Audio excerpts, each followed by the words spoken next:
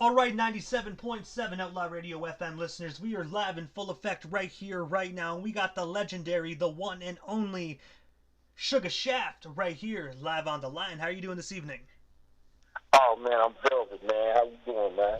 I'm doing great, man. I'm doing great, man. I gotta let you know again, man. Even though I told you when we were personally talking, man, I gotta say you definitely made a positive impact music-wise, not only on me but millions worldwide, man. So I'm glad just to have you here on my radio station this evening. All the time. I appreciate it, man.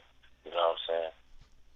But man, I want to take you back to the very beginning of your legendary career, man. And I have to ask you, like, what actually made you decide to get into the music industry initially? Well, I was in prison. You dig? And I was in what you call a shoe program. You know what I mean? That's what it seemed like. I was next door to Charles Manson, put it like that. You know what I mean? At the time and shit. So, going through my little tour in prison.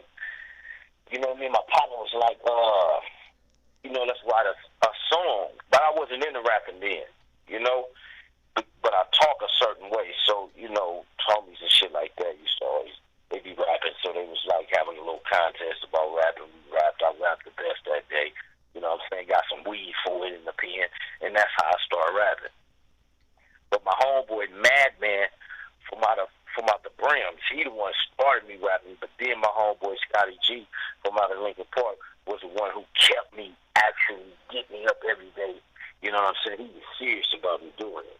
At the time, you know what I mean? He was getting in a lot of trouble and shit like that, man. He said, man, he could really do something, you know what I mean? And I didn't see it, but they seen it, though. So that's how I actually started rapping. And also, as well, June 10th of 1998, you actually released the album The Gladiator, Look What the World Found. And I was always wondering, man, what's the story and creative process behind that legendary record? Well, June 10th, 1998, I got out of prison, right? I paroled out of prison after doing like 9 years. You know what I'm saying? The first time I've been to prison twice, and I just got out of prison. You know what I'm saying? Right now, well, I've been out of prison for a year. Just got off parole. You know what I'm saying? I was in there 15 years. It took me 15 years to get an appeal on a double life in 56 year sentence. You know what I mean? So I'm just now getting right here and getting back on my shit. But yeah, man. Yeah. That's pretty much what it is, man. And I gotta say as well, first and foremost, man, I am glad to hear that you're home, man, and then doing what you love to do, which is music, man. It's good. I'm not gonna lie, hip-hop most definitely needs Shuga Shaft, man. There's way too much mumble stuff going on, man, so we need that real hip-hop lyrical flow that you bring to the table, so I'm glad you're back. Yeah, all the time, man. All the time, for sure. And also as well, man, with the Gladiator record, man, it was actually by some, not all of it, but of course majority of it was actually produced by the one and only DJ Fingers. And I was wondering, how did yourself and Fingers initially get connected? And of course, what was it like having him produce your record?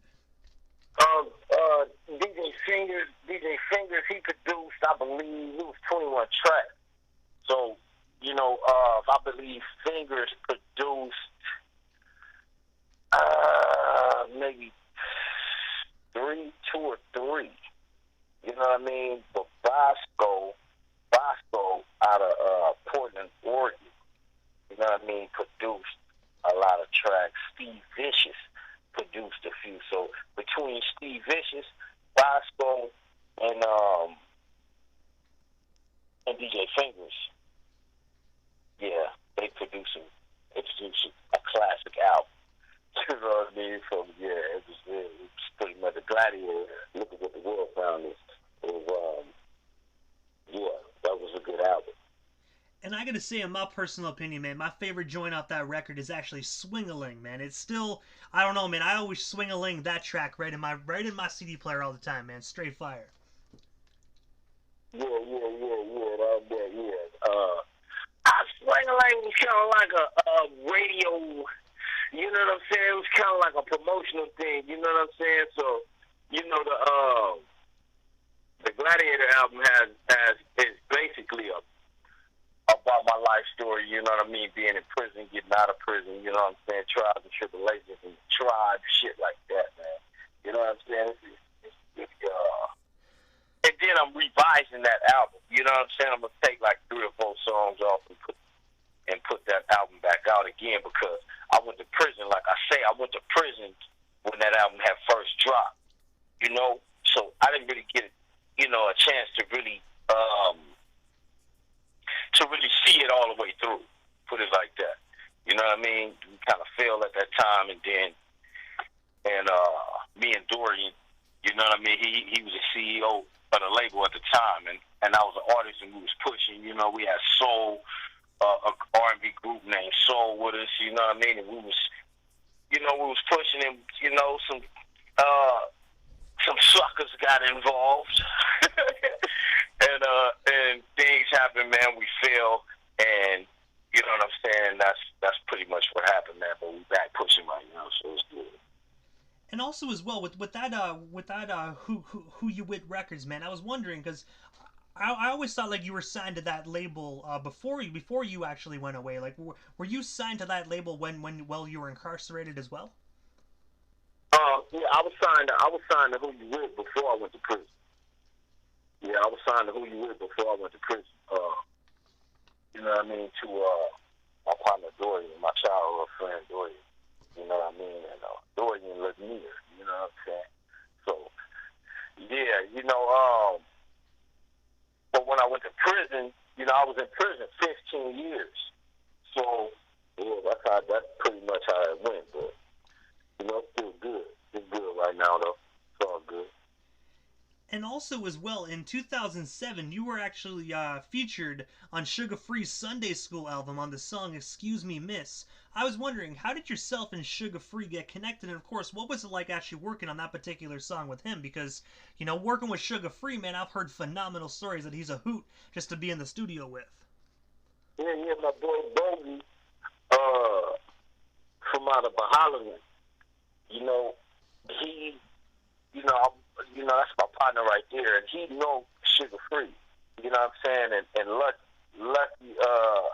Lucky was Bogey's artist, and me and Lucky and Bogey's tight. You know what I'm saying? And they knew Sugar Free, and they plugged us up together. We went in the studio and shit. We met, and me, Lucky, and Sugar Free, sat down and wrote the song with Aja Mu. Aja Mu produced the track, and and it came out cool. You know what I'm saying? But that was in it didn't actually come out till a couple of years later after I was in prison. I went to the pen at I was on America's Most Wanted in 2000 and what was it? From 2003 to March 2005. You see what I'm saying? So that's pretty much when that record right there had dropped after they had captured me in Houston on America's Most Wanted. And as well, if you don't be asking about the America's Most Wanted thing, like normally I don't really go into stuff like this, but I have to ask, like did you know that you were? Of course, you knew you're on it now, but like when you were on America's Most Wanted, like how did you find out you were on that TV show? I was eating some oxtails and with some rice, and it came on TV.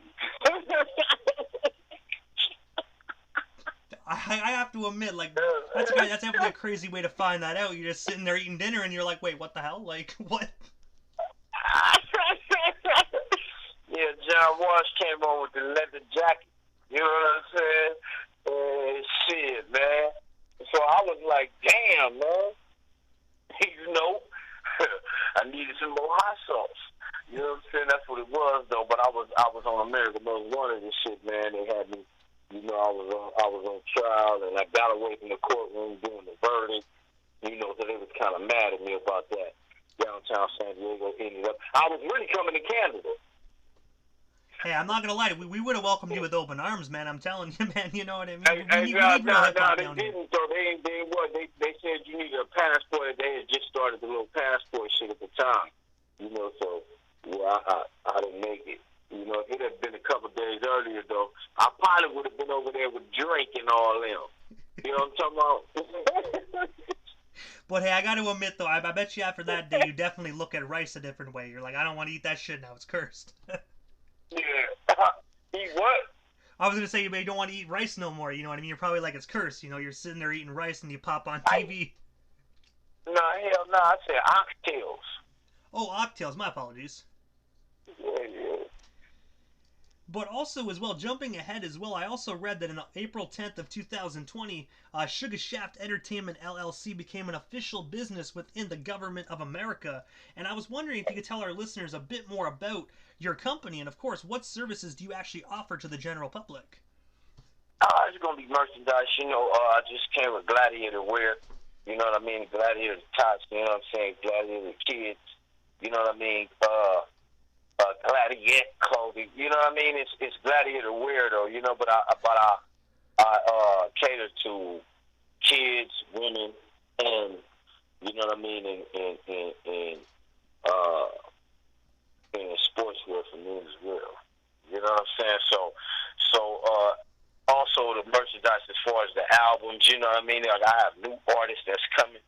You know what I'm saying? So it's gonna be it's pretty good. You can see what's going on SugarShaft.com. And I have to ask about what artists are actually signed to you right now, and of course, what can we actually expect from your up and coming talent? Right now, you can expect the Sugar Shaft album dropping in about a month. You know, new videos. You can see my new video original. You know, on YouTube. That's the only video that I've ever put on YouTube. Now, all the other shit you see on the internet, I didn't put that up there because they didn't have cameras on phones. You know what I mean? They didn't have cameras on phones or nothing like that when I went to prison.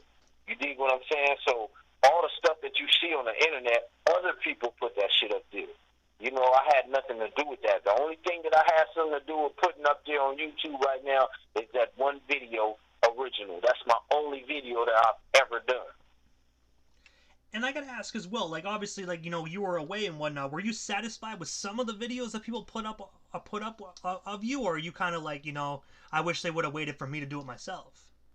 I don't really give a fuck. You know what I'm saying? Because that shit wasn't. It ain't even no videos. You know what I'm saying? They didn't have, like I say, they didn't have cameras on phones. They didn't have an iPhone. You couldn't record. They only had camcorders. So it wasn't people just running around with camcorders like that because you didn't know the internet was going to be popping. You dig what I'm saying? So now, you know, when I'm in the prison and the internet starts popping and shit like that, people have all these archives of these boxes and these photos and little footage and shit of VCR tapes and all that shit. People start putting shit up there, you know, because they was printing a bunch of bullshit about me, you know, in the media as far as blogs and all that type of shit. They was lying, saying all kind of shit that they supposedly had me in prison for. But if you look it up, it's public record. They never had me in prison for none of that shit that they was talking about. You dig what I'm saying? So people start putting up positive things like the music I was doing and different little things and different little videos and different little footage they had of me and shit like that. That's why they put that up there. You know, but I never actually put any of that up there. Only video I put up there was in August 8th, the video original. You know what I'm saying? With Midway. You know what I'm saying? A third page record. That's it. And I gotta say as well, that is those visuals are absolutely phenomenal as well. I just gotta tell you that when we have you here live on the air. But if you don't mind me asking, how did yourself and Nitwit actually get connected? We're childhood friends.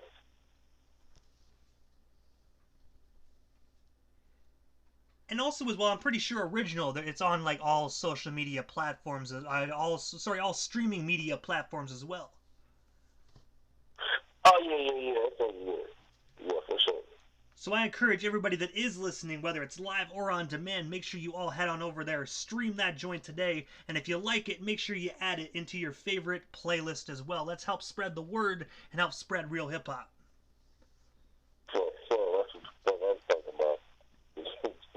You got a whole bunch of you know, I'm talking about cornbread muffin hop out there.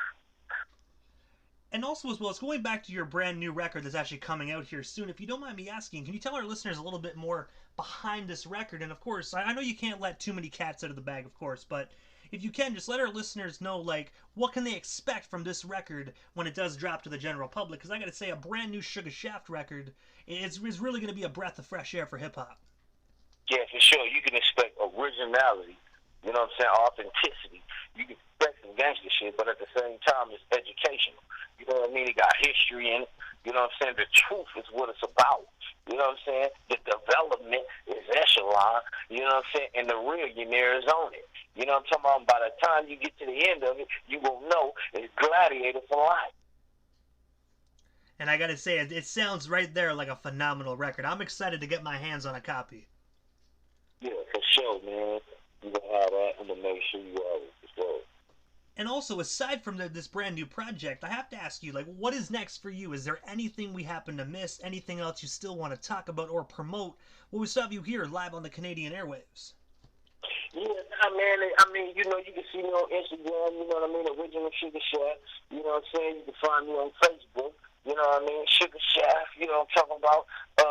You're going to see me on all streaming platforms, new videos coming out. I got songs with, you know, Lil Boss, you know what I'm saying, from at Lil Boss ABN, you know, down here, down south. And you know what's crazy is, ain't too many features on my album. You know what I mean? Producer Young Pro.